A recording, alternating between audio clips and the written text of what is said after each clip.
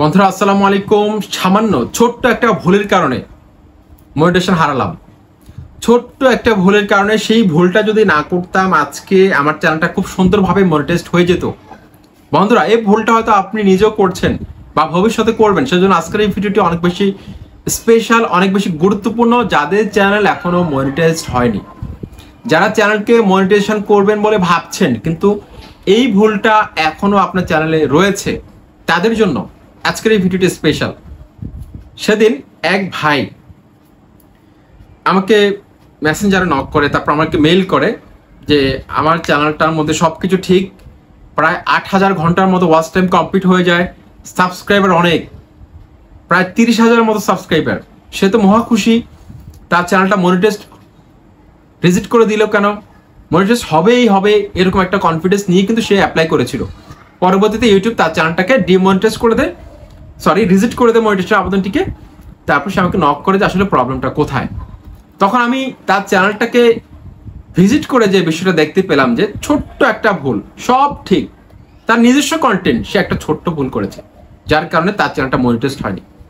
বন্ধুরা আপনারা হয়তো সেই ভুলটা করছেন, আপনি হয়তো জানেন না সেই ভুলটা কি, যার কারণে এই যে 2 থেকে 2.5 বছর ইউটিউবে ভিডিও আপলোড করার পর হঠাৎ করে তাকে শয়তানে ধরে সে একটা ভুল করে, যার কারণে তার চ্যানেলটা মনিটাইজেশন করতে পারেনি। ইউটিউব রিজেক্ট করে দেয়। ইউটিউব ম্যানুয়ালি চেক করে প্রত্যেকটা চ্যানেলকে, সেটা হিউম্যানরা চেক করে, কোনো রোবট চেক করে না। প্রত্যেকটা চ্যানেলকে আমরা যখন রিভিউতে পাঠাই, আবেদন করে মনিটাইজেশন আবেদন, তখন প্রত্যেকটা চ্যানেলকে আমাদের মতো মানুষরাই কিন্তু ইউটিউব টিমরা কিন্তু চেক করে দেখে যে এই চ্যানেলটাকে মনিটাইজেশন দেওয়া যাবে কিনা, কোনো কমিউনিটি গাইডলাইন স্ট্রাইক আছে কিনা, কোনো ভুল করেছেন কিনা, তারা কিন্তু চেক করে দেখে। আপনার ওয়াচ টাইমগুলো কোথা থেকে এসেছে সবকিছু দেখে। এখন ওই ভাই যে ভুলটা করেছিল, সেই ভুলটা কি, তিনি ইউটিউবের মধ্যে একটা ট্রেন্ডিং বিষয়, খুব ভালো ভিউজ হচ্ছিল, মানে সেই টপিক্সে যেই ভিডিও ছাড়ে তার ভিডিও ভাইরাল হয়, মানে অনেক বেশি ভিউজ চলে আসে, সাবস্ক্রাইবার চলে আসে, ওয়াচ টাইম কমপ্লিট হয়ে যায়। তো তিনি 1 থেকে 1.5 বছর ধরে ইউটিউবে কাজ করতেছেন, কাজ করতে করতে কিন্তু অনেক বেশি বোরিং ফিল করতেছেন যে আসলে ইউটিউবিং করা তার পক্ষে সম্ভব না।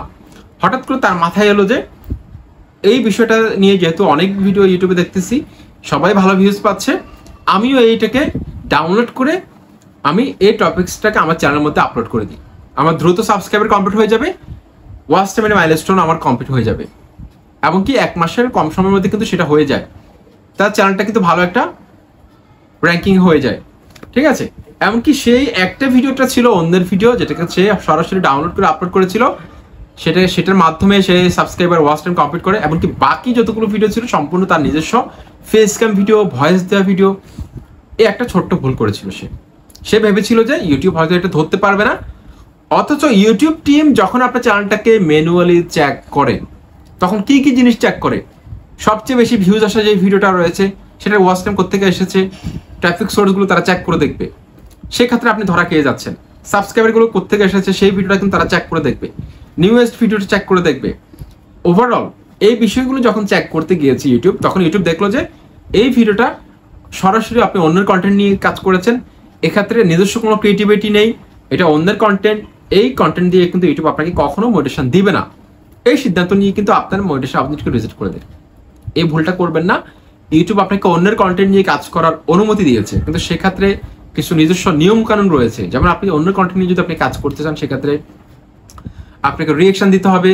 এডুকেশন পারপাসে আপনি অন্যের কন্টেন্ট কিছু অংশ ব্যবহার করতে পারেন, আপনি চাইলে ডকুমেন্টারি পারপাস ব্যবহার করতে পারেন, রোস্টিং পারপাস ব্যবহার করতে পারেন, নিউজ পারপাস ব্যবহার করতে পারেন।